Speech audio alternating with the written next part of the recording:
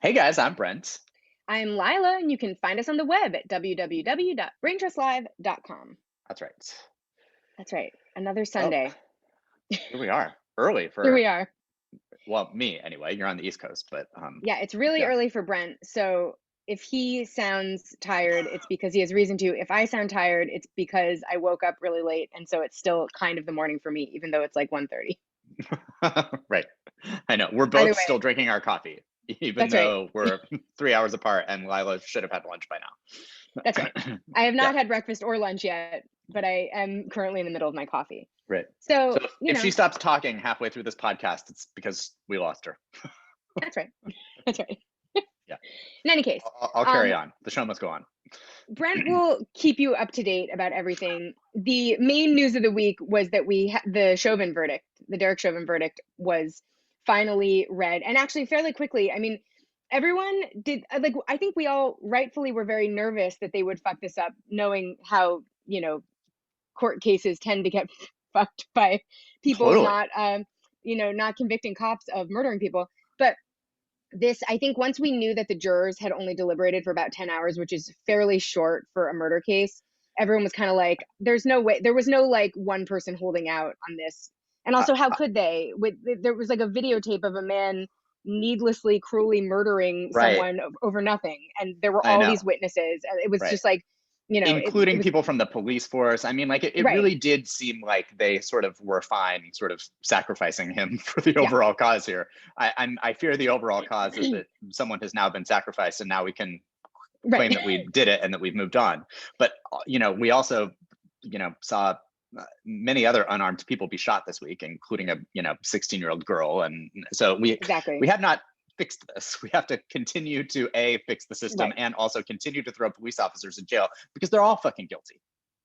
Well, and this, By the way, like, for something like this, I think anyone who's arguing that the job is dangerous and stressful and like this is what, training does not require you to, murder someone in the way that George Floyd was murdered. So there are some low-hanging fruit here that like if we had some momentum behind, actually convicting some of these people, I think that we would see an incentive to like change some of this police behavior. Like I think part of the reason that we aren't seeing changes in behavior and we are continuing to see like needless police murders as this case is coming down is because this was like such low hanging fruit that it actually doesn't require officers to reconsider their behavior at all. Whereas I think that if we had saw some momentum here, if we saw not just someone like Derek Chauvin who like openly murdered a man in on right, camera in front of huge numbers right, of witnesses, like of course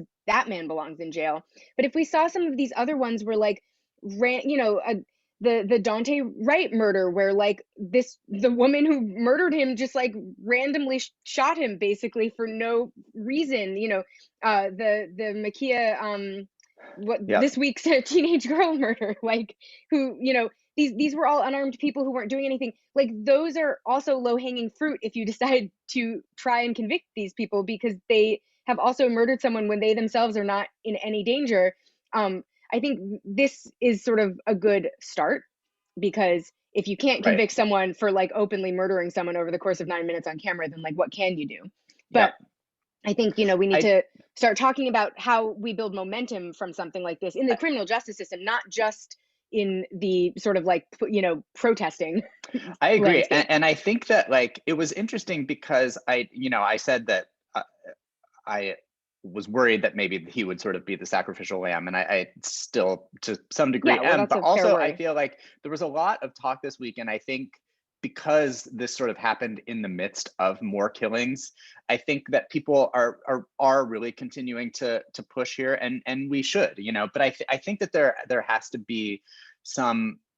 It can't also just be to continuing to convict these people. You're absolutely Yeah. right that like that will gain some momentum, I think, to be like, look, this is what needs to happen here. But I think a lot of people are sort of like finally coming to realize that like this nibbling around the edges of police reform is Right. like not working because like Right. We're like this doing is not policing wrong. right because like this is not the first, you know this is not the first murder that we have seen on camera, and like some of these things that we have done, the reason that we're seeing these things on camera is because police now have to wear body cameras in many places anyway. And that is a reform, air quotes reform that we did. But like, if that is not getting us any results of convictions, then what good is it doing, right? Like, we now, all these police forces like have to do training on how to de-escalate things. Like, that obviously is not working. They all have to sort of like go and do trainings on how to, deal with,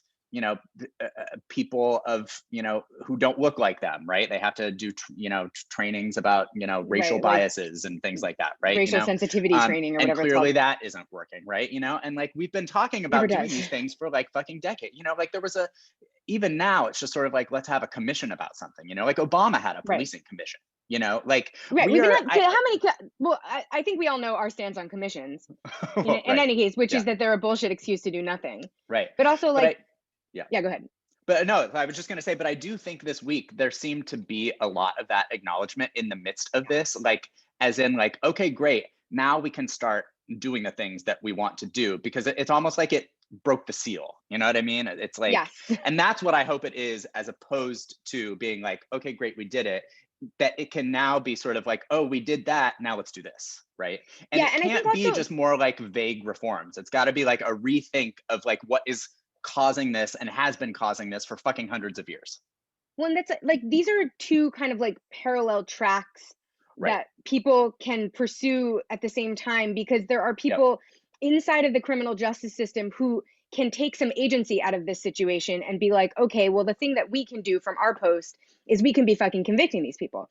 And then there's also this, it's sort of incumbent on the political class and on us sort of just as, voters, to rethink what the philosophy behind policing is in the first place. And these are, in the same way that like premiums should be cheaper and also we should have Medicare for all, like these are two kind of like parallel tracks that people can pursue with the agency they have in whatever system they are embroiled in.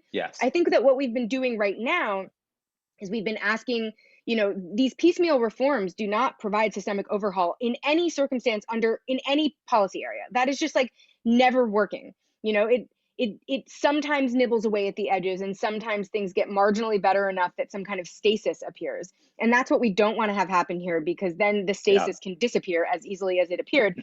At the same time, there are some short-term reforms that need to be made so that as we push for bigger changes, we are not facing like an immediate crisis every 5 seconds. And these are things that I think, in general, the sort of the way that we conceive of political rhetoric, both really on the right and the left, doesn't leave room for these kinds of parallel tracks often. It's, like the sort of moderate track is always these piecemeal reforms. The progressive track is always these like ideological reforms. And obviously, like as a messaging strategy, I am partial to the ideological reforms, the sort of philosophy of X, Y, and Z, policy area reforms. But I also recognize that like it's like when I deal with 9/11 health issues, like I know that we ultimately need Medicare for all, but I also know that certain coverage areas are missing from the programs we do have. And I also have to fight for those. I think like we need to be able to like conceive of both of these things as valuable things so that people inside of whatever system is currently problematic have the agency to fix that system themselves. And also we have the agency to reform the system from the outside. And that's, I've been sort of thinking about this. I think like the ability to conceive of a world in which we can convict cops has an impact that is valuable inside the system. It creates consequences for people who've been living with no consequences under a system that encourages them to act without consequence. And so like you sort of need that to be the case. That's why, we were talking last week about police insurance. That would be a great way to sort of that doesn't reform the ideological basis of the policing system, which is something that we also have to do, but it does encourage police to act less recklessly inside of that system while we are reforming the bigger system. And it also buys some, it creates some agency to address this problem among people who don't see themselves as having agency right now, i.e. private industry. And that's why that's why I think gun insurance is a great idea, because that would also have impacts on policing. It would have impacts on the way that we conceive of who is a risky cop and who's not a risky cop. And in the same way that just like humans would be riskier or less risky for having guns. And that would have a public safety benefit immediately, even if it's not ultimately the solution to the problem. But I was thinking about that only because there was so much like weird directionless energy in the aftermath of this, where people like had been really amped up to protest and like didn't quite know what to do with the energy, and it got applied to a lot of like weird things. Like there were a lot of weird things going on in the aftermath of this because there was no reason to feel like that hopeful, because it's like, well, we're still out there just like murdering unarmed people with the police like that, Yeah. it's not hopeful. And also George Floyd is still dead. Like he is a person who Yes. is needlessly dead that is not going to be less dead the But he more that we did. convict his But murder. he did bravely give his life for the cause, though. That's right. Right? Nancy Pelosi Nancy Pelosi. told us This is going to be that a he Nancy had Pelosi bravely hate film martyred himself. podcast, by the way. Oh yeah, this is not her greatest. This has not been her finest hour. But there were like weird roving protests in New York that were like confronting diners at vegan restaurants about gentrification. I was like, this is really like, you guys need a more productive way to expend your energy right now.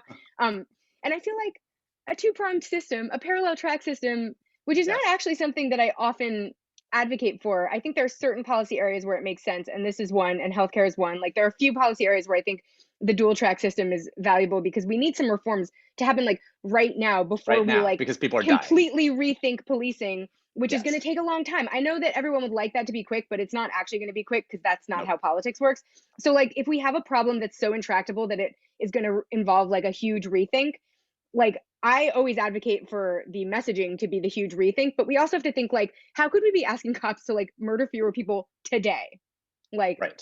because those are like people that will die and they'll never be Yes. less dead. So like minimizing the murdering is also like a good idea. In any case, I advocate Yep. giving everyone a job. That's basically, give problematic people a job, give helpful people a job, give everyone a job that is not as problematic as the job they're currently doing to reform policing. It's going to be, Yep. it's a whole thing, you guys. It's a Yep. whole thing.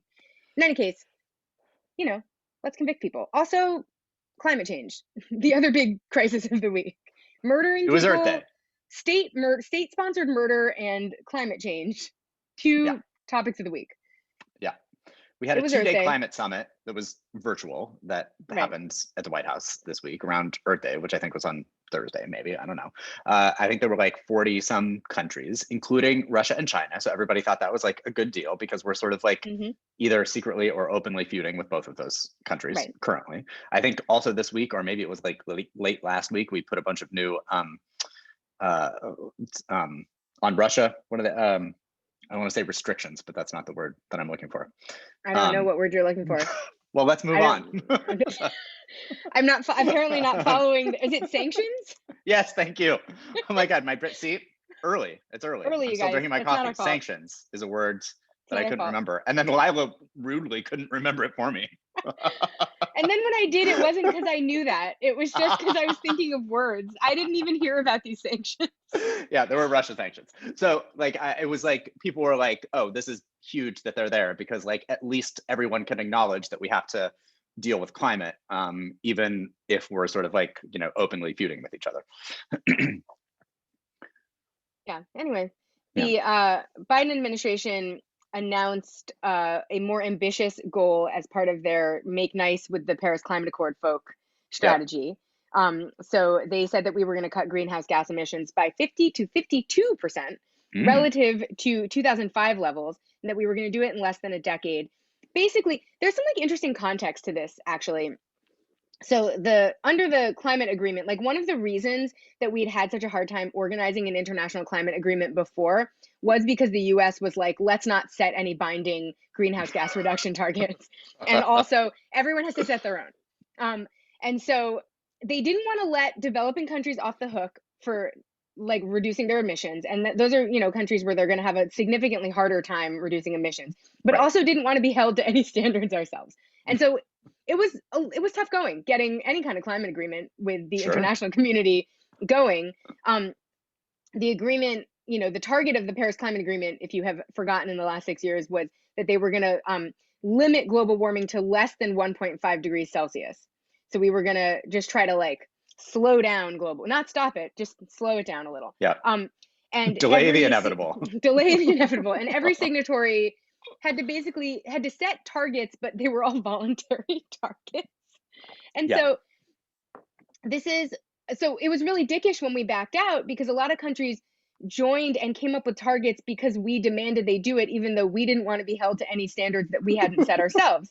So we kind of had to make a big overture, which Yeah. is why Biden was like, we're going to really do it. Right. And the idea also with the Paris Climate Accords, which I've always thought was a little bit ambitious, was the idea that as technology improved, we would be able to like speed up our reductions. So like everyone's initial, climate reduction goals were like in no way, going to meet the necessary amounts of reduction that we need to see to like actually, Right. stem climate change or hold it at least to only being sort of warming as opposed to like super warming. Um, and even Heating. right, even when Biden made this announcement of this goal, he has not in any way laid out how he plans to. I know his infrastructure plan has a lot of green things in it, Yeah. but no one has any real sense of his plan. And also, this is just to keep in mind that this is a 50 to 52% reduction of a target that's relative to where we were 16 years ago. Yeah, Emissions were 2005. lower 16 years ago than they are right now. Right. So it's not quite as big a reduction as it sounds like. It's actually more of a like 12 to 14% reduction, or 12 to 14% increase over the goals that Obama had set when we actually signed on to this Yeah. agreement. And we're not on track to meet any of this. Also, we are the second largest greenhouse gas emitter, like by year, but actually the largest in the world cumulatively. Like no country has emitted more greenhouse gases than the US. So we really have yeah, I'm sure. more to make up for Right. than some of these other countries do. Who's doing more than us right now? Is it China?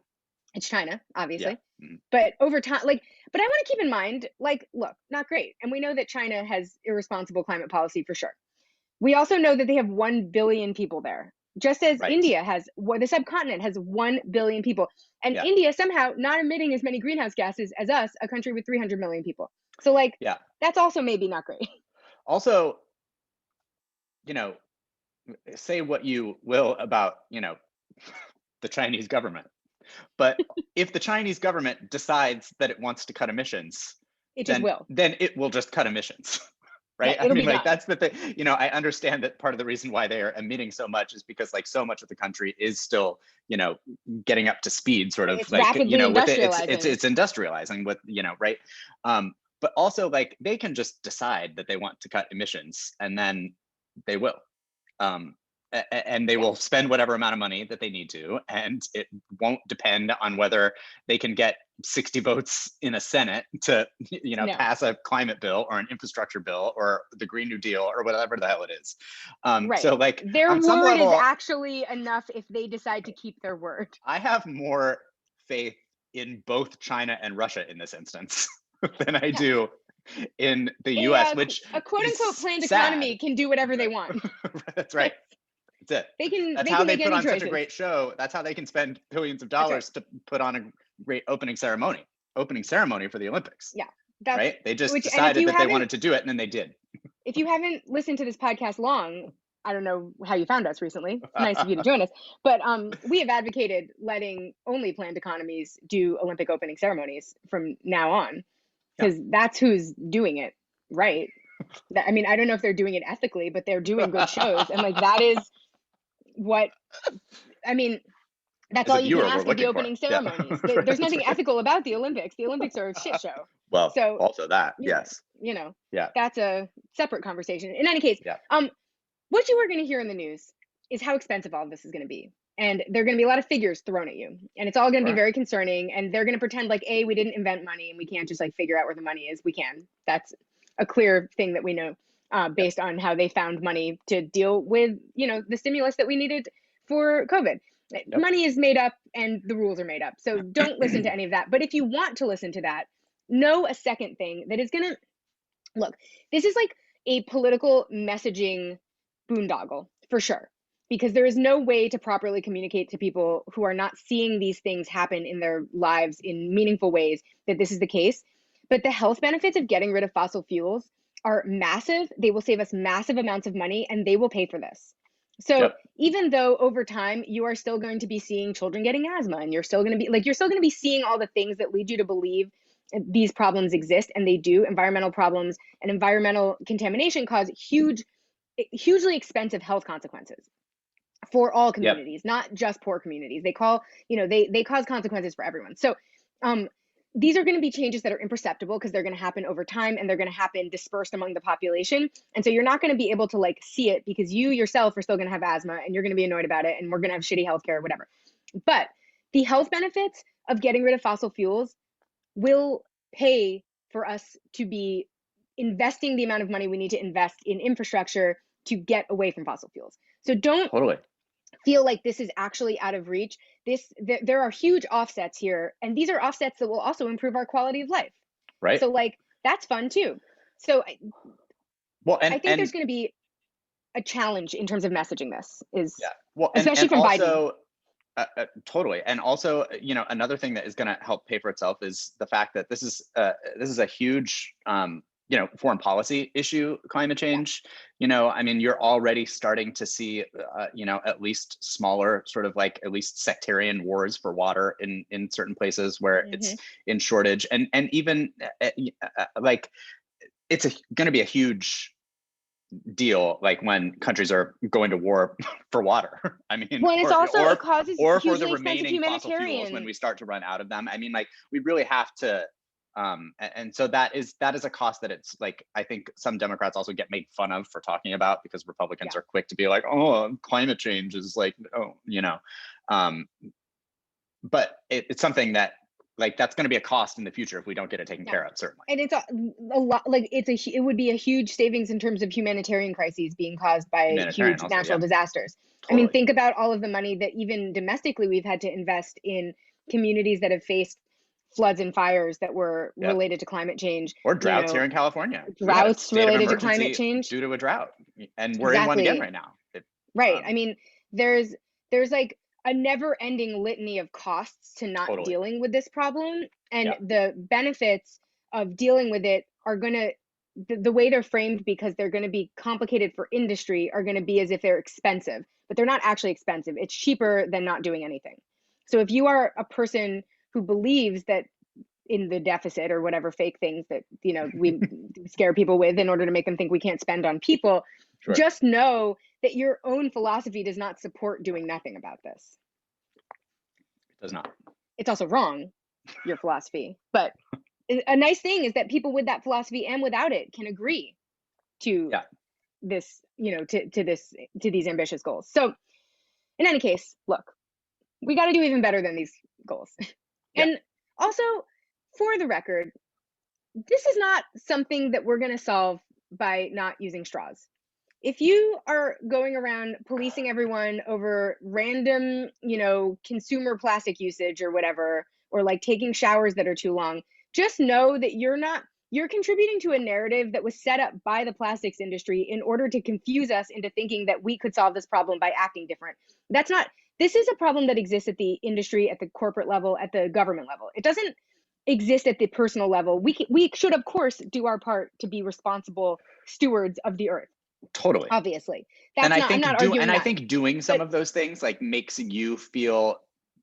certainly makes you feel better, but I think also sort of like makes you like want to advocate for other changes. Right. I think like once you start taking those things on, so like sure, do them, but I agree with you 100% in the sense of like do that and then think that's not the solve here, right? Yeah. No, and the solve is going to require some political will that you will have to exercise. The best way to be an environmentalist in this circumstance is not to bore your friends with long-winded, condescending conversations about, composting. The best way is to advocate for systemic changes politically, like use your political capital in a productive way here. Yeah. People are always trying to talk my ear off about composting, and I'm just going to say one thing about it. My parents do it. They drag a disgusting bag of food to the farmer's market 15 blocks away multiple times a week because of their love of compost, and that's great. I'm so glad they do. The time that I tried to compost in LA, the compost ate through the bottom of my compost tin and then like stained my kitchen floor. And I just thought, it smells. This is not for me. Also. It smells. I didn't have an easy access to a compost bin. It just turned out it wasn't for me in a city sense. And that is too bad, because I'm sure, because I could be doing better, but also like call your reps and tell them to make Right, composting exactly. accessible to everyone. Don't Right. just get mad at individuals for not composting. Yeah. Yep. People in the Bay Area are so condescending about compost. This is a Bay Area problem. This is just me going off on a specific problem that only exists in the Bay Area and the Pacific Northwest. I've cut out a lot of single-use plastics. Yeah, which is what we, of course, we've all brought them back because we've all had to use them during the pandemic. So all of that effort we were making earlier before the pandemic has been thwarted by the fact that we have to dispose of masks every 5 seconds and we have to constantly be handed, single-use plastics for sanitation. I'm using bar shampoo and conditioner. Oh, you are? Mm-hmm. Very exciting. Kind of enjoyed having it for travel, but it dried out my hair too much. And I wish that they would invent one that does not dry out your hair so much. Interesting. I wonder which one you were using. We'll have a beauty conversation about single-use plastics. Right. We could do I personally could do a podcast special on that because it's really been a deep dive. A podcast special in general on just like our experiments with various unnecessary like cosmetic and beauty related items.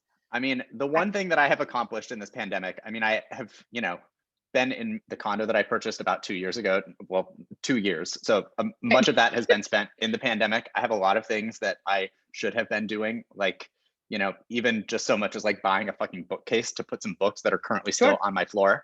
What I have done instead is purchase every skincare product that has ever been made throughout the world. That's right. That's what I've been doing over here. I really got my skincare routine on lock, and that has been that's been my real pandemic accomplishment over here. Yeah, listen, we all had to look inward for the first time in a long time. If you want a beauty spinoff of Brain Trust Live, as I'm sure you had been hoping for. Yeah, I feel like there are maybe some areas of interest of ours that do not get properly communicated through this podcast. Like, I know everyone knows we love figure skating because we've found ways to bring that into this podcast multiple times. Right. I feel like there's probably areas of interest that you would not have guessed that we also Lyle and I had a very lengthy text discussion earlier this week about sunscreen. That's right. Zinc sunscreen versus chemical sunscreen. All of it. What brands of sunscreen, the consistencies of those brands that we like and don't like. I explained the drama of all of the Korean sunscreens that have been pulled from the market. Right. There's a scandal going on. Sunscreen scandal. Korean sunscreen. Yeah. Mm-hmm. That's kind of political, Yeah, sure. Let's talk about it. In any case. Here's what happens. No, I'm just kidding. First, let's talk about John Kerry riding a Lime scooter. That's a guy who could listen to our beauty spinoff. For sure. He's listening to a beauty spinoff. It's just not ours, I think, because he's starting to look waxen in a way that indicates to me that, and we've said this before, because we saw him when we were in Iowa. We've seen him on the trail for Biden. He's starting to look like he is made of wax, which is an indication not that he is aging, but that he is attempting to help the aging process via some cosmetic procedures that are making him look weird. Yeah, it's so weird because he somehow both looks waxy and ashen, which seems as though those two things should not be able to exist together. So in some respect, he's accomplishing something, whether intentionally or unintentionally. He's a trailblazer in so many ways. You should be, if you look like wax, you should presumably sort of like look shiny in a way, but he almost has like this weird kind of like ghostly like ash situation like where it's almost wax like that's what it is. Yes. As compared to like an Adam Schiff who looks like full wax. Yes. And that is obviously also the result of cosmetic procedures because the man represents West Hollywood. We know what's going on. With John Kerry, it's like they have elected to fill his face out in the same manner that Adam Schiff is filling his face out, but they are electing then to mattify it in such a way that it also looks dry while looking waxed. Yeah. And it's like a powdered wax. It is. Do you think he's just like getting too much? Is he powdering his face too much? By the way, we're talking about him for a specific reason. We just started rambling about John Kerry's aesthetics. And it's because we were going to pivot to him from talking about climate change because he's involved in that. But like we failed to mention that to you. Right. Isn't he? He's the climate czar. This is the section of the podcast where we just describe John Kerry's appearance to you apropos of nothing. Right.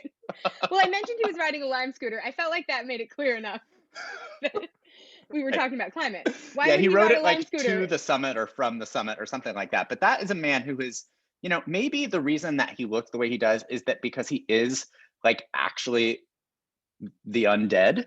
Yeah. I And so mean, it maybe could be. that's how he can get away with riding a Lime scooter, is that like even if he rode it into traffic and was like run Just go over by straight through a it. semi truck, that like there would be no consequences for him. I don't know. I'm concerned at the way that so many members of this administration feel the need to do photo ops riding dangerous forms of transit around LA. Like, we're supposed to believe Pete Buttigieg is like a competitive biker of some sort. We're Yeah, supposed to believe John Kerry's out there riding Lime scooters. You guys, none of these things are true. right. These are not things. I would believe that Pete Yeah, Buttigieg developed a recent interest in biking that he knew would be a politically advantageous interest. He doesn't yeah, have personal interest in things. He just has politically advantageous interests. So like, right. I see what happened there. I don't know what John Kerry is up to right now. I am okay with him polluting if it means that he will ride in a car where it's safe for him to be and not a Lime scooter. He, along with Joe Biden, is like 113 years old. Yeah, no, I, he can't be doing I that. let Pete Buttigieg ride in traffic. He is young and spry and Yeah, annoying too. So, I mean, those are all things you can be in yeah, traffic. In any case, yeah. Let Pete Buttigieg handle the performative yes, climate change that's why they things gave that he's him the doing. transportation department, is so that he could do biking performances around DC. That's what his job is now. Oh Like boy. Yes. John Kerry should walk. He could walk. It's Yeah. okay to walk. That's climate friendly. It's more Yeah. It's climate great friendly than a fucking exercise for Lime a scooter. person his age, also. Exactly. Okay. In any case, Oh boy. let's talk about Andrew Yang slash Please. let's We slam must. Andrew Yang. Andrew Yang is persona non grata with Lila Nordstrom, a person who does not want him to be the mayor of New York City, but he's also persona non grata with like basically everyone that he has tried to pitch his candidacy to. Like his candidacy, he's leading in polls, and I think it's just because he's famous and he's leading with people who aren't tuned in to anything that's going on with the primary, which is like fine. It's a large primary field. It is a confusing primary field. It's ranked choice voting for the first time, so no one really understands how it works. Like I get how people are like, I don't know if I have time for this. However, let this be the week that you think to yourself, maybe not Andrew Yang. First of all, Yeah. there's been two things that happened this week. The first of which is that he had a meeting with the Stonewall Dems, which is like our gay Democratic club here. And like the awkward bro that he is, managed to offend basically everybody in the meeting and everybody who knows or has ever seen a gay person before. By like the way that he tried to relate to them was Yeah. not to talk about the issues that affect LGBTQ New Yorkers, which are numerous and include important things like jobs and homelessness, things like Yep. that. But went on and on about how he used to love going to this lesbian bar, Yeah.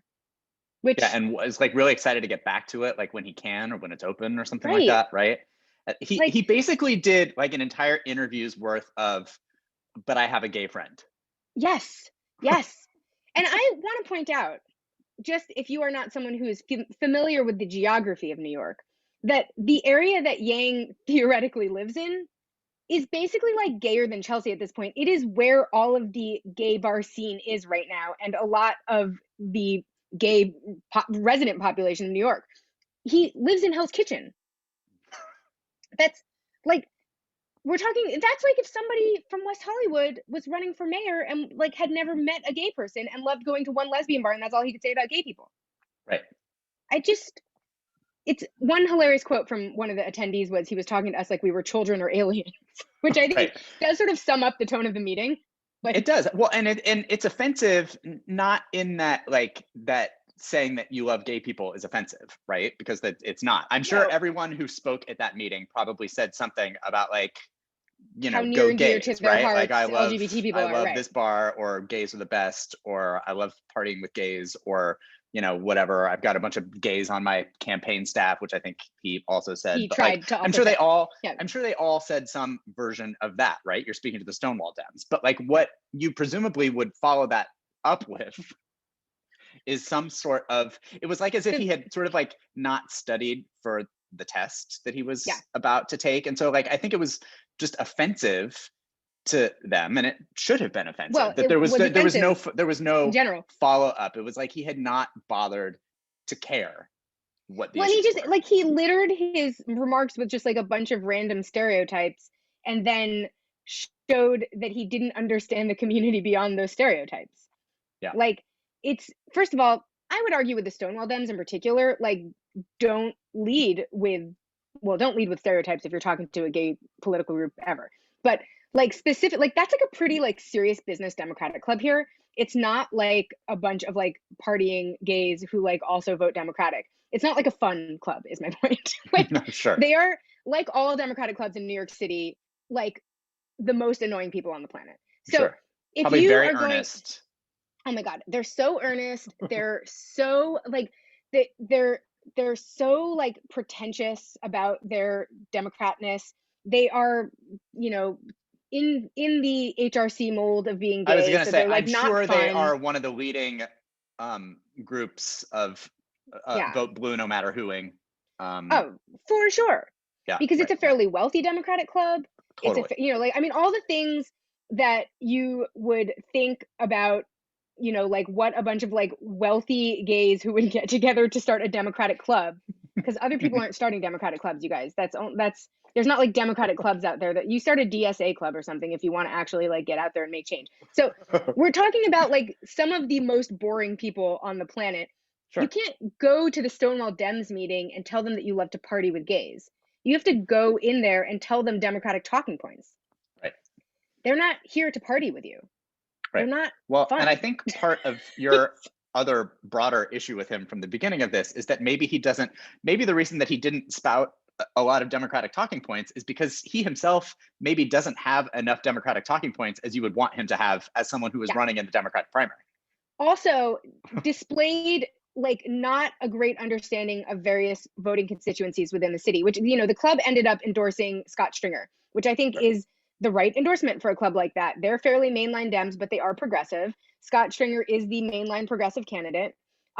And that makes sense as an endorsement because also Scott Stringer knows every constituency in the city because he's been serving in various levels of city office forever. Yep. Probably has a pre-existing relationship with them. His record, you know, speaks for itself in terms of like moderate progressivism that he has been consistently, you know, espousing since the dawn of time.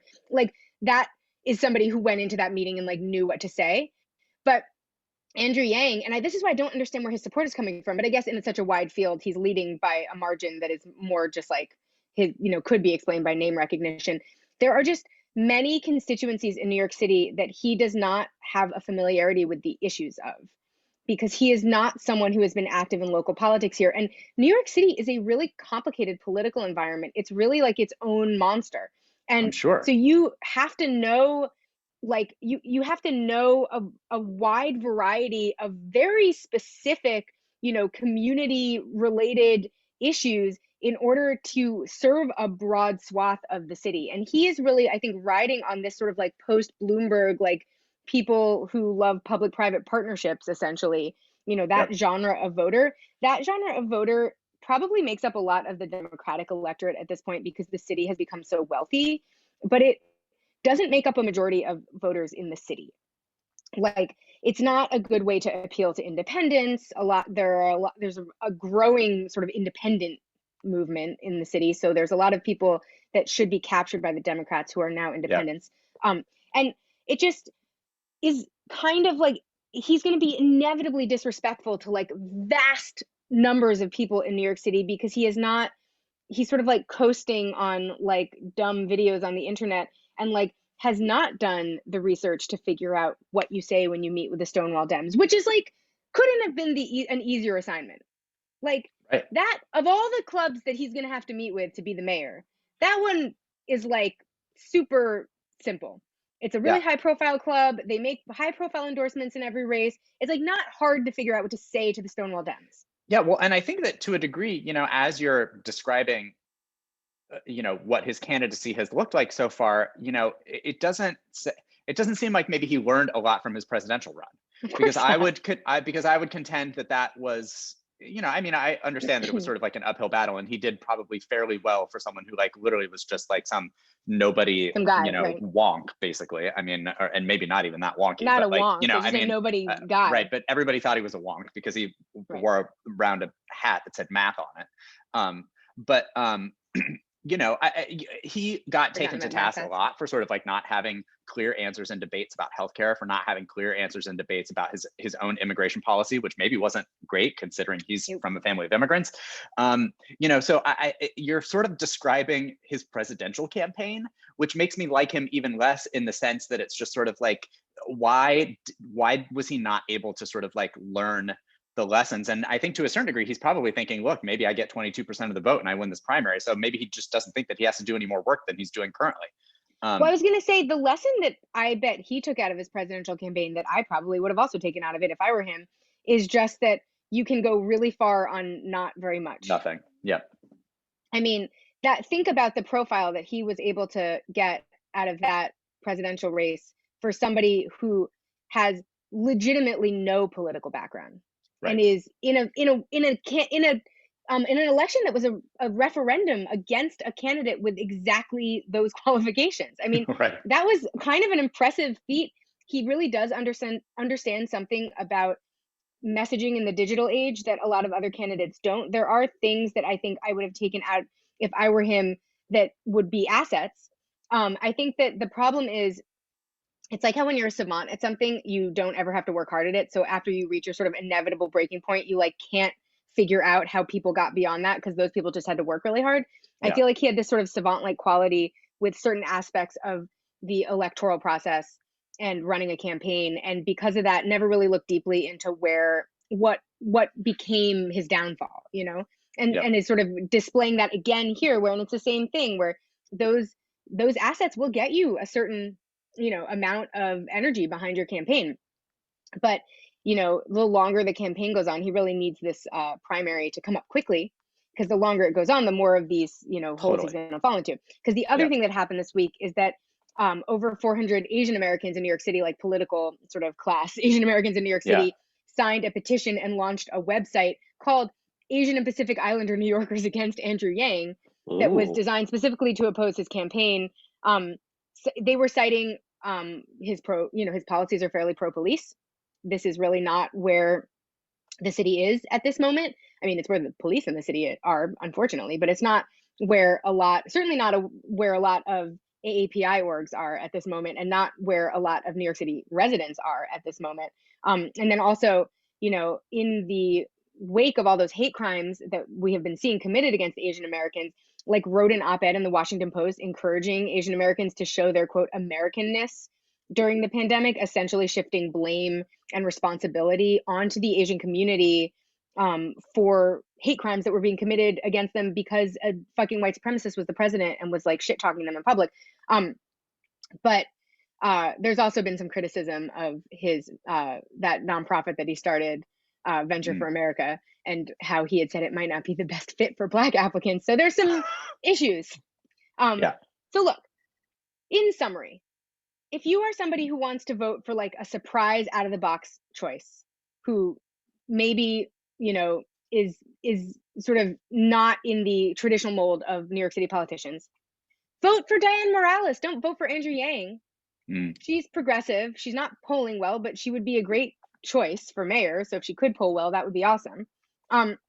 If you want to vote for someone that's in the political class, but it's just not an asshat, vote for Scott Stringer or Maya Wiley. Vote for somebody else. If you're a sexist, vote for Scott Stringer. He's a man, and he's a good progressive, but he won't rock the boat so much. And that's really, I think, what those people are looking to Andrew Yang for, is that the ways in which he's talking about rocking the boat are ways that are fairly safe for well-to-do New Yorkers. They're ways Yeah. that will protect the sort of progress they've made gentrifying everything, and the Yep. public-private partnerships that, and I get, like, look, I get that there have been areas of New York City where it was kind of crappy to live here, and that for a certain class of New Yorkers, the assets came with the Bloomberg era policies. Like, I was just talking to my mother about how, like, I grew up a block from Madison Square Park, and I was like, would you ever have thought that living next to that park would be an asset? And she was like, Right. no, never. Yeah. It was such a shithole when we moved here. And Right. now it's like this beautifully landscaped park with public art projects and, heavily used. It was never heavily used because it was in a no man's land and it was kind of ugly. And that is all because of a public private partnership. And I get that those have brought assets to some communities. I just think you have to sort of think to yourself, is it worth blowing up, you know, is it worth blowing up the idea of functional government in order to get those things? And it's not, because rich communities will always have the opportunity to launch those kinds of partnerships if they are rich. So don't Yep. don't vote for Andrew Yang is the point. I know. I do. It does seem to me like, and maybe there will be like some coalescing as it gets a little bit closer, and maybe people see that Maya Wiley is continuing to lag, and some of those people end up voting for Scott Stringer, or maybe the ranked choice voting will throw things into further disarray. But it does seem like, and I'm not saying that people should drop out, obviously, because that's not what you do in a primary. Like having a healthy primary, we're always especially in not favor. a ranked choice primary. Well, right, exactly. So we're always in favor of sort of the continuing of the primary until especially people actually get to weigh in to vote, right? But it seems like, at least in part, why Yang is winning, because he's only winning at 22%, is that there hasn't been a real clear kind of standout. And I think you and I have talked about some of these people whose maybe campaigns haven't gone quite as swimmingly or taken off in the ways that maybe people thought would happen. I think specifically Maya Wiley, maybe. So I think there's still time, and there's also, I think, I people are still making endorsements, right? They just had I'm not saying that the Stonewall Democrats are going to like cause a giant movement, but I mean, like, weighed in, like there's still endorsements coming out. Right, exactly. So you could see some movement here, and he's not blowing everybody out. I think he was ahead of by like 9%, but also Eric Adams is kind of like, don't vote for him either, though, right? I mean, well, that I was going to say, we've sort of studiously ignored the person who's actually polling second in this race, because I don't particularly care for Eric Adams. I was going to say, I don't think he's a better option, really. I mean, marginally maybe, but I think he's a marginally better option. I don't think he's a good option. Don't vote for him. I think he's a marginally better option because he actually has some stake in city government. And I know that I sometimes like an out of the box choice for office. I know that I advocate that sometimes. I think maybe in the post-COVID era, I am actually sort of eager to see someone with some stake in this community and some experience with this community. And by this community, I mean the entire of New York City, not my community, but like, to, become the mayor, because I think this is going to be like a really tricky time. And by the way, I'm not advocating that person has to have been serving in city government this whole time, but has to have been working within city politics, is my point. And Maya Wiley meets that criteria, and so does Diane Morales. So it's not, and I would love to see a woman mayor too. So like, I'm not suggesting that those two don't meet this criteria. Totally. But somebody who has truly not been grounded in the political environment here, this would be a really bad time for someone like that to come in. It would not be, this is going to be a really tricky time. It's going to be easy to scapegoat the next mayor for any number of ridiculous things. It's going to be easy to, advocate for conservative policy, I would argue, in the aftermath of all of this, because that is often what happens in New York, where like, for some reason in a crisis, everyone is like, let's just vote for a Republican. Like, my mother was saying something about how she just can't see a Republican winning. And I was like, I just want to remind you that we had Republican mayors for my entire childhood. I was born in the Dinkins era, and we never saw another Democratic mayor again until de Blasio in my lifetime. So I don't think that we are above getting worse. And I just think that like someone like Andrew Yang is not somebody who can figure out ways to deliver to people, and is not interested in figuring out ways to deliver to people in the ways that create lasting power. And we have such a progressive city council right now. I just like don't want them to have to devote a lot of energy to like blocking the mayor's idiot nonsense. I know. Yeah. But so in any case, I think also this is a hard race to poll, because it's the first ranked choice race that we're having. It's a huge primary field. Like no one really knows what the deal is going to be. So I'm worried about the polling, but I also can see a world in which it means nothing. And it's already kind of, the polling in New York City is always a little wacky anyway. Especially for primaries, because our rules are so restrictive, and so no one really knows who qualifies to vote in primaries. But If I leave you with anything, let it be don't vote for Andrea. That's really Great. the reason I went on for 20 minutes just now is just to convince you not to vote for Andrea. Fine. That's what we do here. Vote for anyone. I mean, don't We vote for anyone else, but like also vote for literally anyone else. right. Like that's Yeah. let me leave you with that.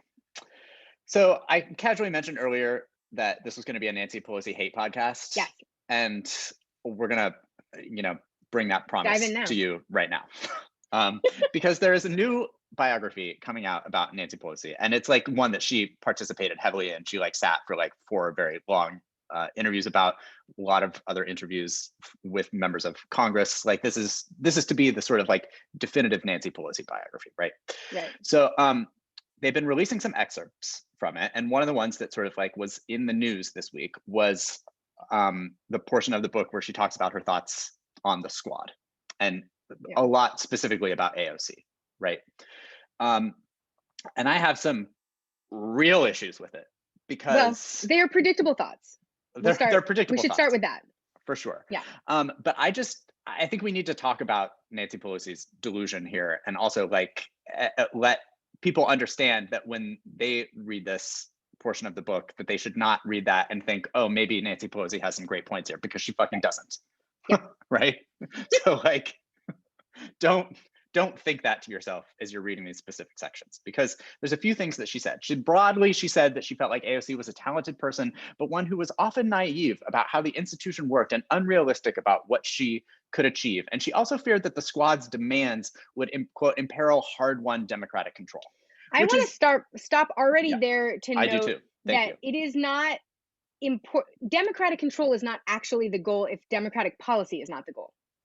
So whatever hard-won democratic control she was talking about was not actually causing there to be democratic policy. So, well, right. And also, what on earth is she talking about? Because the reason that they are there is because they won their races to get there. So like, what control is she talking about, other than like the fact that she's afraid that they might actually speak their mind once they get there, which is like, is that what she's advocating for? That is what she's advocating for. She's advocating to neuter them once they get there. That's what she's advocating. They've also tipped off like a huge amount of voter energy that has created wins elsewhere. Like it's actually bolstered democratic control at every level of government. Hello. Because it gave young voters something to be interested in, whereas the Democrats that she's talking about were not serving most of their constituents. Yeah.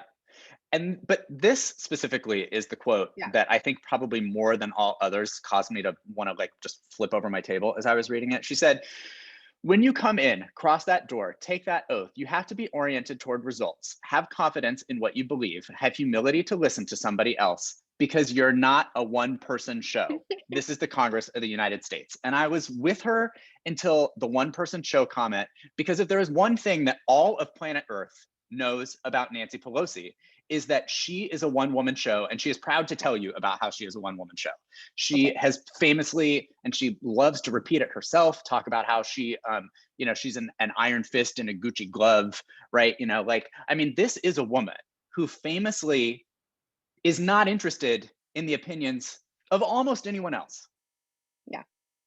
The definition of a one-woman show, Nancy Pelosi. I mean, this is a person who has taken away, who has never given any of these people any power, any of the committee positions that they have asked for, even taken committee chairmanships away from people in this latest Congress. I mean, Katie Porter just got fucked, and she's not even a member of the squad. She's just sort of like vaguely progressive. Squad adjacent. Right? I mean, she's great. I love her. But I mean, like, this is a person who consistently doesn't want to even have a conversation with the squad about what they think. So the idea that they should somehow come to power by playing nice with everyone is trash. It's also it's also a dynamic that speaks to their youth relative to Democratic leadership, because the reason she can get away with saying this kind of thing is just because everyone else in Democratic leadership is like 1 million years old, and they feel entitled to tell you that kids these days don't know anything. But kids these days live in the world that kids these days live in. So when you go on about AOC being naive and whatever, like, listen, you can feel that way because that's how all old people feel about all young people. But you also can't dismiss the fact that she brings with her the experience of kids these days, which is experience you don't have. So if you're arguing that somehow you can effectively represent your constituents with the iron fist in the Gucci glove, then you are also not acknowledging that 90% of your constituents don't share a life experience with you that you can even relate to. Right. Like, and that is, I think, part of what I find so frustrating about the way that they frame these people as, sort of unrealistic. That's a rhetorical tool that they're using. They don't Totally. mean that, because we decide what's realistic. The Right. people decide what's real. We do. Realism is irrelevant. Right. It's not realistic to believe that you can be representing both, Wall Street's interests and also the interests of the people that, don't even have an investment in Wall Street. But that is something the Democrats are doing. So the fact that they even Totally. dreamed big enough to try to take big money like that while Yes. also claiming they were representing the rest of us is a pretty big dream and is a little unrealistic. But here we are. That kind of terminology is something moderate Democrats use constantly to dismiss ideas, which is like, look, no one goes into Congress thinking that tomorrow all of their ideas will come to fruition. But this is something that Right. gets lobbed at Sanders a lot too during the presidential races, where he is using ideas as a rhetorical tool, just as they are using realisticness as a rhetorical tool. You Right. have to Yes. recognize both Yeah. of those as rhetorical tools. They are not, Totally. no one is being honest. It's Washington. They all know what is and is not realistic, Right. or some of them just aren't dreaming very big because they don't want to, because Right. that disrupts their kingdom. And Right. Totally. that is fair in the sense that that is what being in Washington is, but it's not, we can't they like to dismiss everything the left does as a rhetorical tool without acknowledging that that word unrealistic is their own rhetorical tool. Right. Well, and also so many of the reasons that I feel like the squad is having to take to, these Twitter wars with her. Right. There was a Oh yeah, specific they get very instance offended where, by Twitter wars. right, there was a specific instance where like the 4 members of the squad voted against this Pelosi-backed immigration bill, and there was like this whole dust up where like AOC tweeted something, and like one of her aides tweeted that like the moderate Democrats, I think, were like the new Southern Democrats, and like Pelosi like then got all pissy or whatever. And so there was like this big private meeting where she was like, you can't be talking like that, whatever. And then she said, quote, "Some of you are here to make a beautiful pate, but we're making sausage most of the time," which is a ridiculous thing to say, just because who is talking, who talks like that, like that, what is that sentence? But I love the idea of an incredibly wealthy woman saying that to fucking AOC, I know, who just finally right, got health insurance from this job. right, I know. But like, again, I just go back to like, what part of the sausage making were they supposed to have partaken of with you? Yeah. Right? Was there a did she ask any single one of them, or even anyone from the Progressive Caucus? I mean, well, probably from the Progressive Caucus, because the Progressive Caucus is the entirety of the There's no Democratic Party, which is a progressives, right. separate issue that we could talk about at some point. Right. But like, did she ask the squad or Pramila Jayapal or Katie Porter like what they thought about this immigration bill that they voted against, that they took to Twitter on? I would almost bet with my life that she didn't bother to care, right? My guess is that there probably wasn't much of a committee hearing on that. There used to be a committee hearing on almost every bill that came out of Congress. There is not any longer. Yeah. And that is all coming from a one Miss Nancy Pelosi, right? Okay. So like the idea that they are all just supposed to get there and then just stick their nose to the grind with writing all of these bills that Nancy Pelosi is then going to pass as Speaker of the House doesn't make any sense. And it's insulting. Also, is what it is. Well, I was going to say, like, I have a lot to say about this line/ethos, which you hear coming from senior members of Congress, across the Democratic political spectrum. So even progressive senior members of Congress are guilty of this. You can't have so much contempt for the people that you govern that you can't handle it when those people flip the tables on you slightly. You are public servants.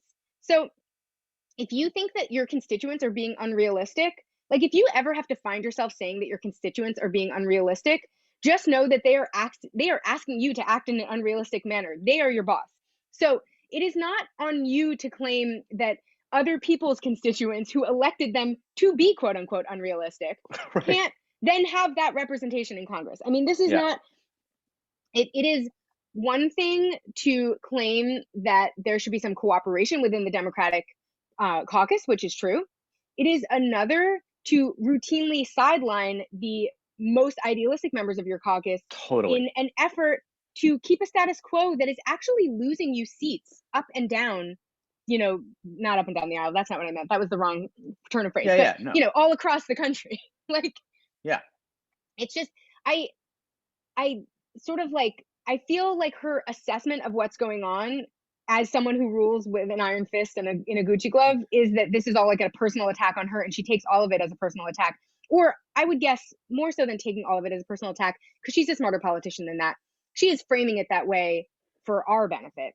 But just know that Nancy Pelosi is tough enough to deal with this. Don't feel like Nancy Pelosi is not tough enough to handle AOC. That her whining about, needing them to play nice with her is also a rhetorical tool. I've never met anyone tougher than Nancy Pelosi. That is why she can rule with an iron fist and as a Sure. small woman in Congress. We say this all the time, like Nancy Pelosi is, when she decides to be, incredibly effective. So Totally. this is not a situation in which you should feel, as somebody who is not part of this weird feud that's going on, that you have to feel bad for Nancy Pelosi. She can handle herself for sure. What you should feel bad about is the way that people's constituents are not going to be effectively represented by her sidelining their representatives all over the place. Yeah. That's all of these people are tough enough to handle this, but you should feel bad that some constituents are lacking representation, effective representation, right? Because of totally. it. Now, I feel like we're going to have a debate now, which could be Oh, exciting. yeah. Because while obviously enraged at Nancy Pelosi over her comments over this, as you just heard me get, I feel like, at least for me personally, especially in this Congress where the numbers are actually there, I feel like to some degree the lack of, sort of whether it's having hearings on Medicare for all, or forcing the vote, or getting committee assignments or whatever, also does fall to, at least in my estimation, the squad themselves, because they could be, if they were working and sort of like had some sort of at least noticeable plan that I could see anyway, they could be getting some of these things because there are enough of them to like actually kill legislation. I'm not saying that they should, right? But like, could they have been able to like, force her to have a vote on the $15 minimum wage as a separate option, by threatening to say that they weren't going to vote for that COVID bill, or like, we want to have a huge committee hearing on Medicare for all because we're not going to vote for that COVID bill. I'm using the COVID bill, but there have been other things that have been passed too. Like, I just feel like there are enough of them, and considering what the margin is right now, that there just doesn't seem to be like any sort of collective plan. And I just feel like they could be getting things from Nancy Pelosi right now. Like, they could make Nancy Pelosi's life hard in the way that she has made their life hard ever since they got there. And I just am not seeing it. And maybe it's just happening in ways that I'm not seeing, but it seems like there should be some noticeable way that like AOC could walk out of a meeting with Nancy Pelosi and be like, I got this thing from her. And it doesn't seem to be happening. I want to push back on this slightly because this is a line I've been hearing coming out of a lot of sort of far left people that we follow, that we're sort of like engaged in. And this is specifically a line that I hear coming out of the Ryan Knights of the world a lot. Ryan Knight, who doesn't describe himself as a Democrat and is not, is sort of, and his entire, I mean, like, and he's not a socialist in the way that I'm a socialist, where he also sort of like is pursuing parallel tracks of like, okay, well, like I had to also like vote for Democrats in the last election. Like, Ryan Knight is a purist. And Ryan Knight has always been a purist. He was a purist when he was a moderate, and now he's a purist as a socialist. And he doesn't sort of see a broader sort of like context for a lot of things. I think specifically with the force the vote conversation was never actually happening among members of Congress. It was only happening among activists on the far left, and it was never something that was sort of broadly discussed. She said she was going to do it, and then she just decided that she wasn't going to. Think that this, it's sort of like, it's not a realistic assessment of what, and I know I've just gone on about Nancy Pelosi not, saying things were unrealistic. I know that, like, I understand that there's like a strategic benefit to having some people say these things. So I'm not saying that they should stop saying these things. Sure. I'm arguing that, what this strategy like can actually accomplish of having sort of like a cohesive left is something that is new and in development. They are having to transition from a quote unquote progressive caucus that didn't do, and that was everyone in Congress, to like a meaningful progressive caucus. And I think that for some of the last year, like, first of all, I think if you can go in kamikaze style for one term, but you can never expect a second term member to be going in kamikaze style the way that you see with one term people. So AOC of the first term is always going to be different than the AOC of the second term, because this is suddenly a sort of longer game for her as soon as she gets her second term, where she can come in to blow stuff up in her first term. And that's what we saw her do. And I think what that points to is the need to focus this kind of conversation and energy on getting more new kamikaze members into the caucus, as opposed to this sort of longer serving people who, there are just so many realities of actually serving in Congress where you get stymied at every turn, where you learn where the I'm sure. stymieing is going to happen, and you have to start thinking around it because the experience sort of teaches you where you can and can't pursue action. I think, that first term is a learning curve, and it's great for a messaging. It's for messaging reasons. The first term is great because you don't know what not to say. So you can say anything. You can be naive to everything.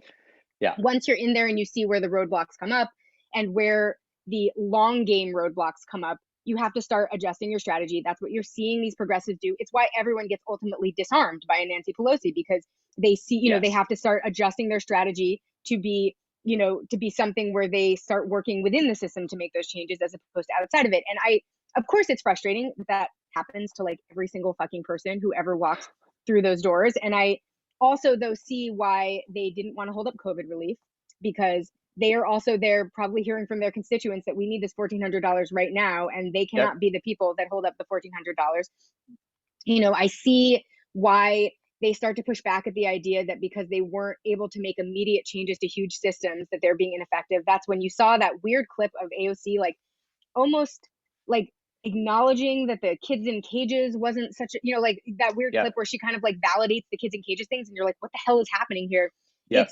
That's what happens, is those politicians start to push back because they're hearing from people, why didn't you personally solve this alone in 2 years? And of course they start pushing back at the idea that they're being ineffective by not being able to solve these problems, because of course no person could go in and realistically solve those problems. So I think that the better focus, and it's not that I love that people on the left are out there trying to force the vote. Like, I also knew that was never going to be a real thing, and that was a talking point that did not exist outside of that very far left, like People's Party conversation. And so as much as I always think that that's an appropriate conversation to be having, I also don't think that necessarily should be considered a mark of whether or not the squad is being effective.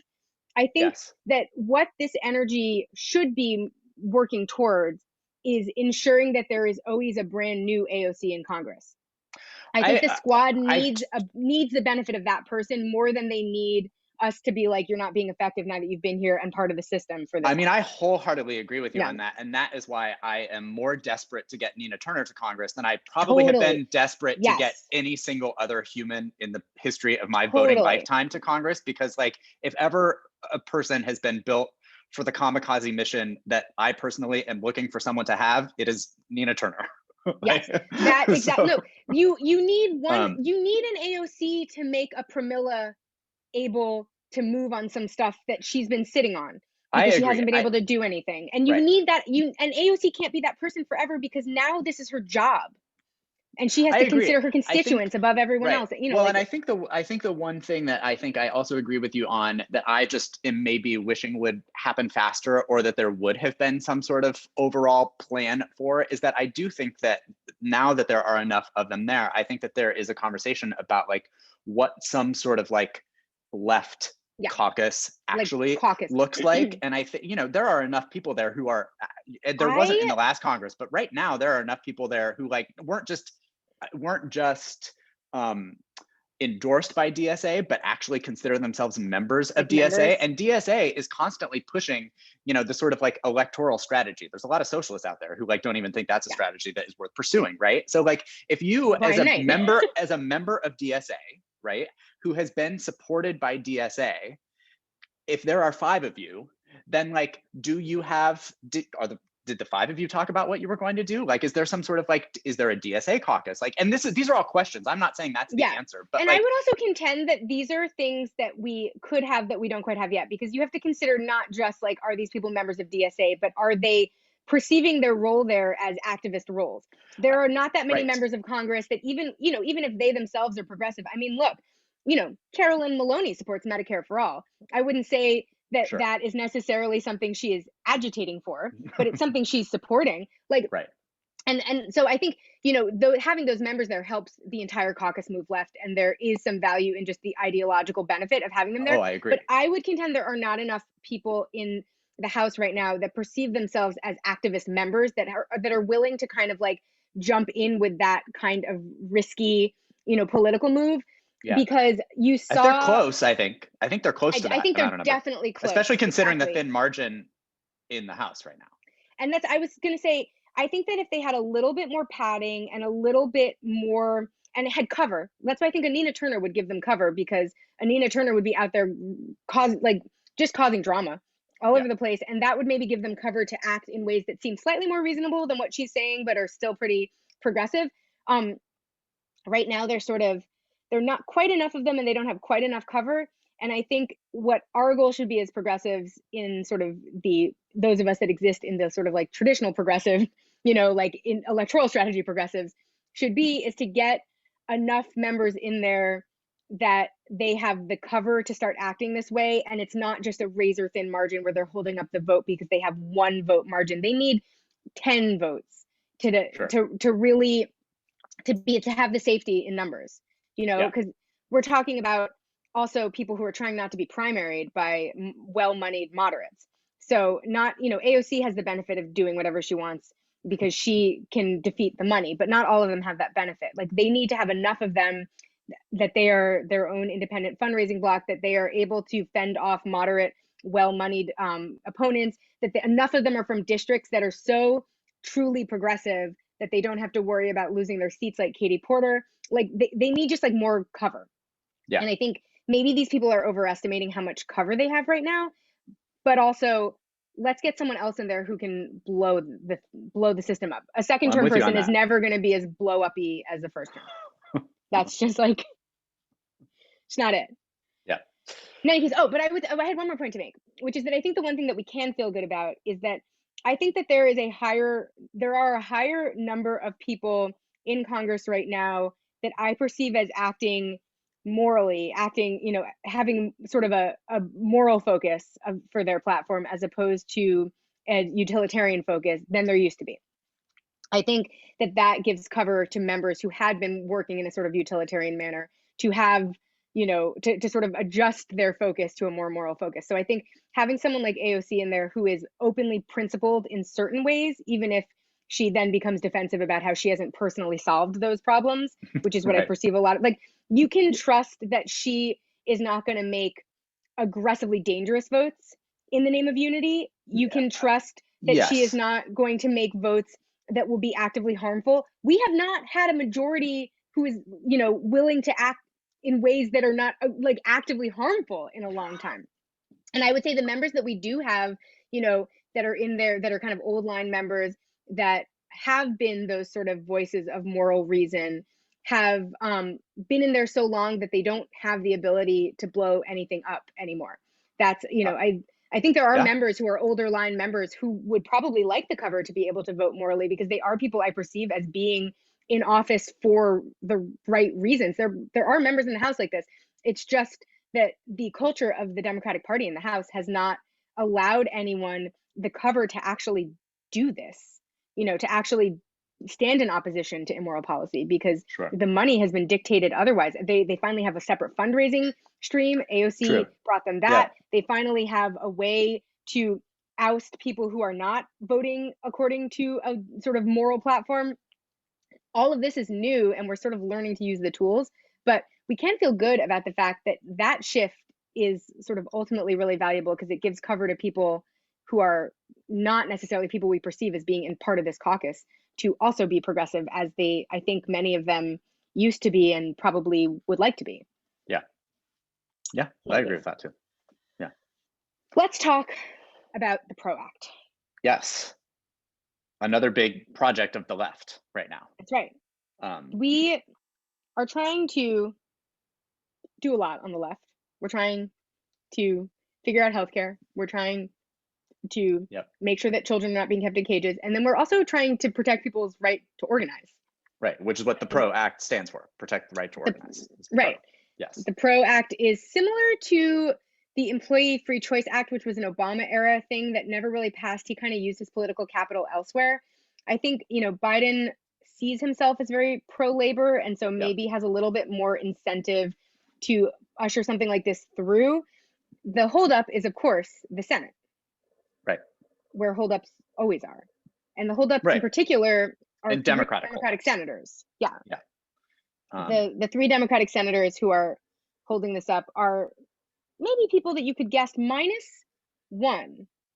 So Mark Kelly is ye- the focus of a lot of this energy because he's up for re-election. But Kristen Sinema, wannabe Republican, also not in favor yet. And Mark Warner from Virginia, just stop with Mark. Get rid of oh, him. What is God, wrong with all of you?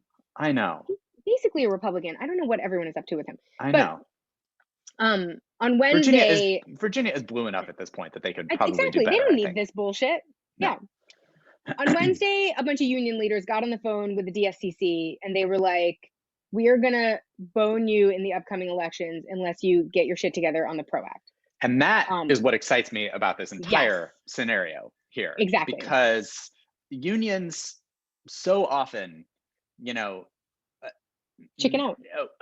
Yeah, and don't even, and it's not even that they even make these threats and then don't do them, but they don't even really make the threats, right? And they will sort of like play the political game, and I get it, I mean, to a degree, like that's what they're up to. But I mean, even in some of their other endorsements, I mean, many of them endorsed Clinton in the 2016 primary, which didn't make literally 1 ounce of sense if you are a member of a union. I mean, so like they play the game. So the fact that this is important enough to them, and it should be, because union membership is just progressively going down. Yeah. So like, and we just saw what happened in Bessemer, and that's not to say that different things can't happen elsewhere, but like we have to we need to do this, right, to give workers some actual rights at their place of employment. So like, this is a huge deal. And the fact that they were like, listen up, folks, because labor money is big money. That's big money. Yeah. And labor support. I mean, they're a they huge make phone organizing calls, they operation. knock on doors. Right, exactly. So like, if they are going to choose to not support someone who doesn't get on board with the PRO Act, that is not nothing. Yeah. No, and I think like labor is really our only answer to super PAC money coming in from the right. I mean, you have some like, you have your corporate Dems or whatever who are taking lots of super PAC money also. But I mean, labor is a way for us to have a more moral, sort of stake in the big money game. I would like some of these unions to be acting in more labor-esque ways and not sort of playing a private industry game themselves, because a lot of that's been going on as well.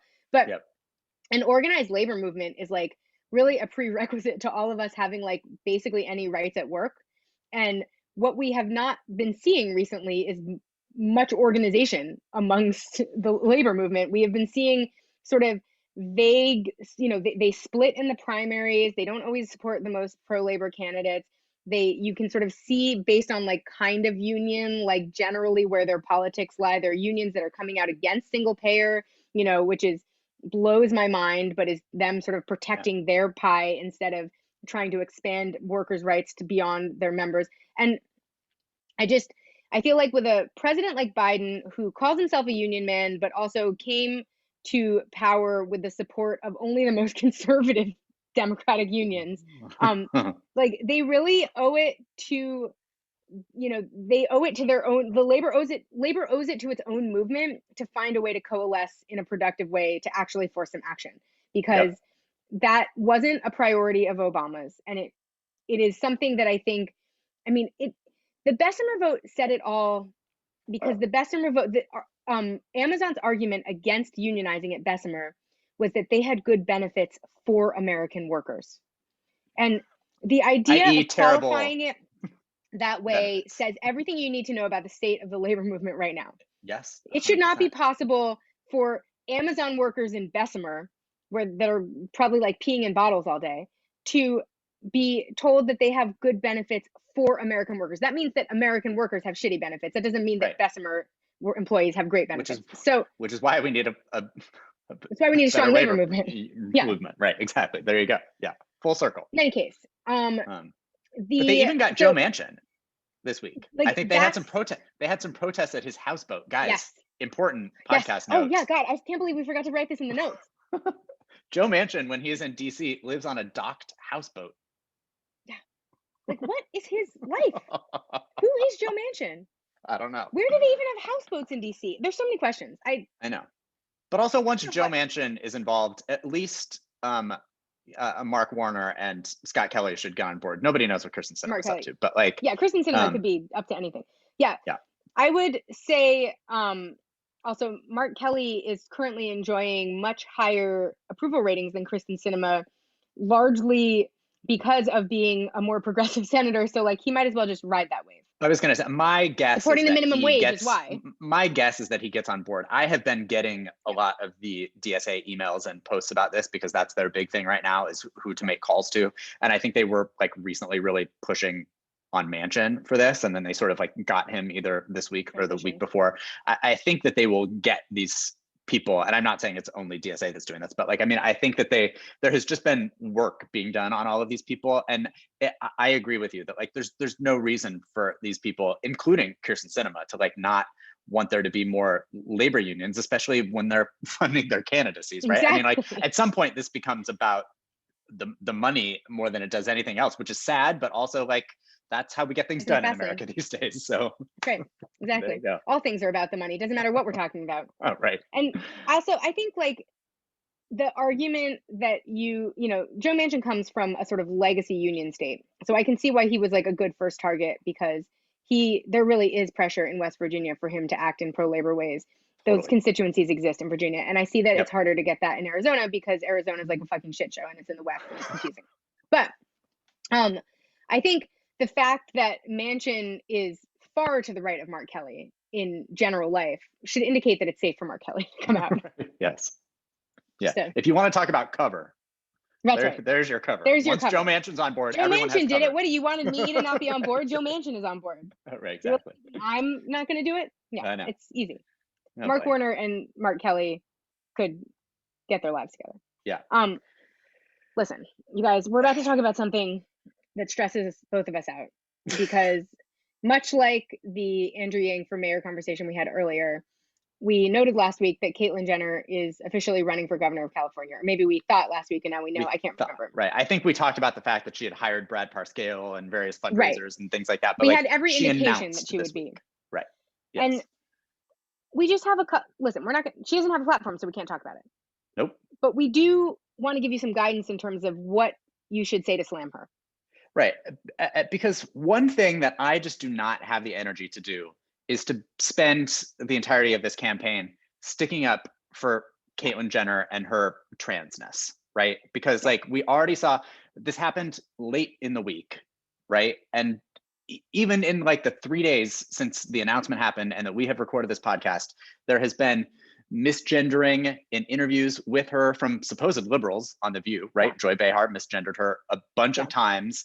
And also, we saw like a fairly, even for Bill Maher, kind of disgusting opening monologue, or maybe it was in his new roles, I can't remember. He also said like some, even for him, kind of like yikesy things about like about Derek Chauvin people, like that now people were going to actually have to buy their shoes instead of loot them. Like, I mean, like, but also like said like a bunch of like some tired trans jokes at this point. And like, we can hate Caitlyn Jenner for the reasons that we should hate her, right? I mean, you said we don't know what her policies are yet, so we can't go there, but we know that she supported Trump, so like we can assume, right? She's a Republican, right? But like, talk about her politics, talk specifically about why she is a bad ally for trans people. We talked about that last week when we first talked about this, talked about how she's delusional and she herself set trans people back years, maybe even decades by supporting Donald Trump, even, after he sort of, after the, the trans troop ban. All of those things are specific fair game, but this should not be the time for you to bust out all of the, the tranny comedy that you've been sitting on for the last however long and think that it's fair game just because you don't like Caitlyn Jenner. It's not it. That's not what we're doing. It's 2021. Cut it out. Don't ask us. Don't do something that asks us to defend her. Like, do it for us. Don't do it for her. She's an asshole. Do it for us. her policies are non-existent, and her website is currently just her selling merch. So this is like 100% a Donald Trump situation, and let's focus on that. This, Yeah. malign her for being a reality star who's trying to use politics to bolster her personal fortune and fame. Malign her for the fact that her, hypocritical stances on, basically every issue that actually affects most trans people, and also just most other people are annoying. Malign her for the fact that her entire sort of she's used all of her political agency up until this point to advocate for shit policies and terrible politicians. Right.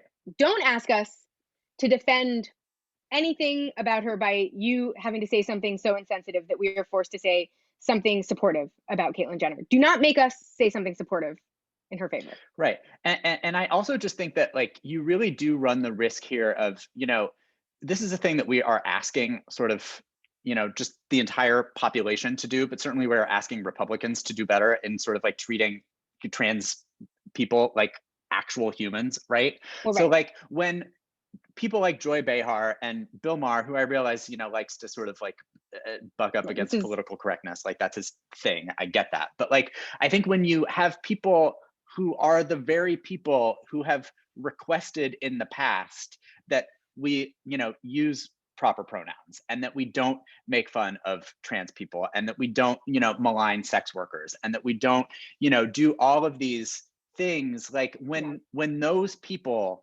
start to blatantly fuck this shit up, it gives cover for other people to do it, who are the people, like, because and that's why I said, like, don't bust out the comedy you've been sitting on for a while, because I think there are a lot of people out there, I mean, mostly on the right or just general assholes who probably, if they have any cover from Joy Behar to do it, then they will take it, right? And so like, I think that we just need to do better because we just should, but also just like, don't let other people think that now's the time to be assholes to trans people. Also, don't let that conversation become the dominant focus of the Caitlyn Jenner campaign when she's like a horrendous human being. That's it. Let Californians discuss amongst themselves how horrendous she is. Right. Let that be the focus of this campaign messaging. Yes. Do not make us have to call out people for being assholes to her when she is herself an enormous asshole. That is not fair to anyone. Yes. And also is not going to make the proper argument against her candidacy, which has nothing to do with her being trans and has everything to do with her being annoying and problematic and a person who is not standing up for you, a Californian. So like, don't put us in a position where we have to constantly walk that line. Yeah, agreed. Be aggressively anti her policies. Yes. And that's it. Yeah, that's it. Yeah. Some final news, some basic news. Listen. Yeah. We hit 200 million vaccines. So good work, us. J&J's back in the game. Good work again. Michigan is seeing a huge spike in young people being hospitalized for COVID. So let's use our heads and listen to Lila Nordstrom when she tells you that you have to be careful, even if it seems like children are not being affected by COVID, because you never know what's going to happen and you don't actually know the long-term consequences of this illness on anyone. Yeah. Let's continue to hate Josh Hawley because he was the only member of the Senate to vote against an anti-Asian hate crime bill. Yes. And while that is incredibly on brand for him, it's just like, why be you? Why not be someone else? Why not do anything else? And in final news, Elon Musk is hosting SNL, and I just don't feel that we should allow that. I agree. I know. I texted you and Grant the other day because we were all texting about this, and I was like, unless he paid $1 billion to be able to do this, I don't agree with it. And then later I thought, and I never texted you guys back this, but I thought later that I was like, actually, even if he did pay them $1 billion, then like he shouldn't just be getting to pay people $1 billion to like go on television for an hour and a half. Like under no circumstances should this have been allowed, whether he paid anyone to do it or not. And he didn't, by the way. He shouldn't have $1 billion to pay anyone to do that for something that frivolous. He shouldn't be allowed to do it. You shouldn't be able to buy that with $1 million. And also, as I think Grant pointed out, or maybe you pointed out, he couldn't even get Grimes on as a musical guest. That was me. He's with Miley Cyrus. Like can't get his wife and mother of his child, like the musical guest spot. Like, What can you buy with $1 million? Ammo. I mean, I know. I don't know. It's just, it doesn't feel right. And it's not going to be fun. Like, he's not fun. Oh no. I don't want to see that. I don't want to hear about it later. I don't want anyone to No. share a clip of it. I want nothing to do with it. And You're gonna if billionaires start going on fucking SNL, I'm gonna lose. I know, we're gonna have to my watch shit. Jeff Bezos on there next. Right, we're gonna have to watch Michael Bloomberg on SNL. Ugh. We did used to have to watch Rudy Giuliani on SNL quite a bit, and that was always a thing. He was usually in drag, so it was okay. He was always in drag. It was 100% always in drag. He's never done it not in drag. But it was its own, in a sort of Koch-like way. It was a very kind of like caricature of a New York mayor kind of situation. That's not what we're talking about with any of these people. No. These people are not fun people. Yeah. Or interesting people, or just caricatures. They're just boring people. Yeah. In any case, that's the news this week. That's it. Next week, there will be different news. Also, soon we will be announcing a trivia game that we're going to be running for have a trivia night. anyone So fun. who wants to participate in honor of our 400th episode, which is coming up. So stay tuned for that. We are finalizing the details right now, but we will get invites / emails / I don't know, a Facebook event or something out. Socials, we'll post stuff about it so that you can come if you want. And we will hopefully see all of you guys there. Yeah. And that's the news. So we'll talk to you next week. Bye. Bye.